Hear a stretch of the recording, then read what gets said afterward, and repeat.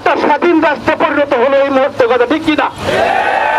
ঠিক এমন অবস্থায় ভারত মাঝে মাঝে একটু নাড়া দিয়ে দেখতে চায় যে আসলে এরা কোন পর্যায়ে আছে। এরা কিছুদিন আগে এমন একটা পর্দাকে কেলেঙ্কারি করেছিল, যারই কারণে এই মুস্কান যখন তাকে পর্দার জন্য কেলেঙ্কারি করা হলো, মুস্কান শুধু একটা অস্ত্র ব্যবহার করেছিল, সেই একই অস্ত্র গোটা পৃথিবী প্রকম্পিত করে দিয়েছেন। আল্লাহু আকবার, কথা ঠিক কিনা?